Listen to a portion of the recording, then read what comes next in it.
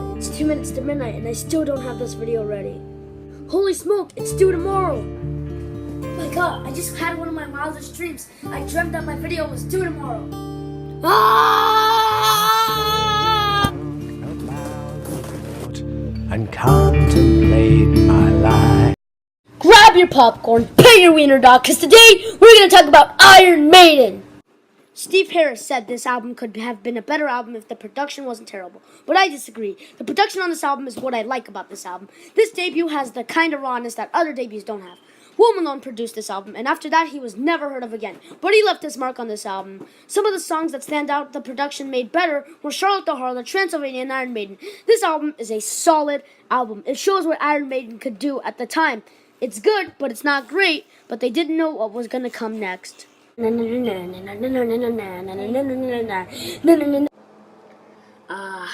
Killers. The album that spawned the famous track Wrathchild that everybody plays to freaking death today.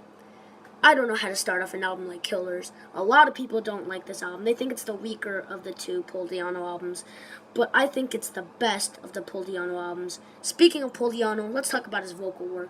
Now, he was leaving the band soon anyway, but his vocal work on this album is the best of his Maiden career. He did the best he can. He's an amazing singer on here. And he also has the screams, which are the best to listen to. Killers is a killer track. Wrathchild is too overplayed.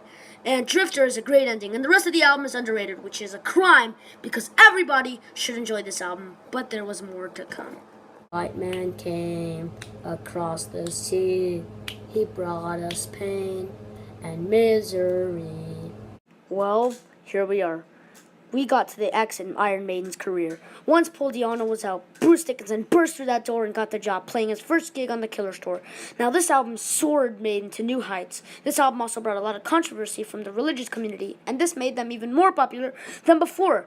But still, there's some kind of flaws. I still consider Number of the Beast a tad bit overrated. I mean, it's not the best Maiden album. I find more later works technical and, more epic, I guess. But you still got tracks on here like Children of the Damned, Total Eclipsed. Yes, I do like that song. And The Almighty Hallowed Be Thy Name.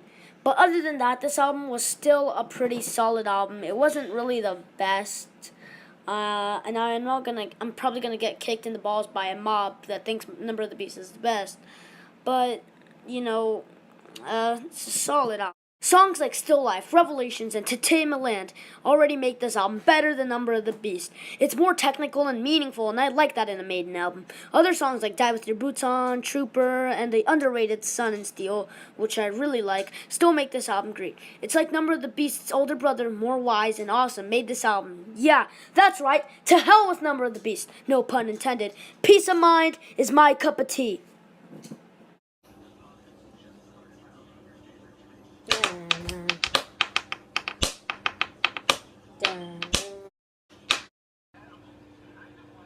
Power Slave's overrated. I'm gonna say it again, like Number of the Beast. It's overrated. It only has like 3 songs that everybody cares about, and that's it. Of course, all these other songs like Back in the Village, Lost for Words, and all that other stuff nobody really gives a crap about. That's what's really sad about Power Slave. Everyone did their best, but there's only like 3 songs that each fan cares about, and that's my statement on Power Slave. This album is my favorite Iron Maiden album and the best 80s Iron Maiden album in my opinion. It has great vocal work, it has an amazing album cover, it has very well done concepts in their songs.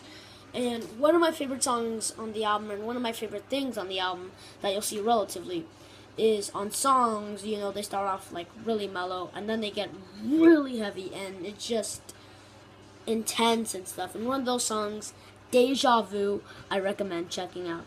Deja Vu is a song that just goes from mellowness, starts out, and then it goes all heavy and has the most amazing chorus I've ever heard.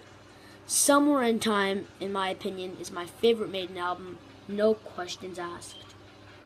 We get to the end of our 80s section of this Maiden video. Now, we're going to review Seventh Son, which is considered to be the best Iron Maiden album. And I just explained to you why Somewhere in Time was the best album. But, we're gonna have to review Seventh Son. Iron Maiden's Seventh Son of a Seventh Son. This album is considered to be the best Maiden album. I disagree, since, I already gave my opinion on Somewhere in Time. But I do think it is a great concept album. I think people have said it's a concept album. I'm really confused on that topic. But either way, Seventh Son has great songs. The opening song, Moonchild, is really, really good song. I saw them actually live on their Maiden England tour. Speaking about the Maiden England tour, I went to the one in 2012. But speaking about the Maiden England tour, their tour for this album was the best. I really enjoyed their live shows, and they, like 3 or 4 years ago, they re-released Maiden England on DVD, and I was lucky enough to get it. So, this is what kind of boosts the album even more.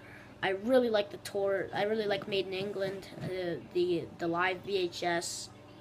I really also like the album, except the Prophecy. I think that Prophecy is an okay song. I usually get bored around it, but it's been about 30 years since the album was released, and this album still has an impact, and it is an amazing album. But nothing will beat Somewhere in Time, in my opinion.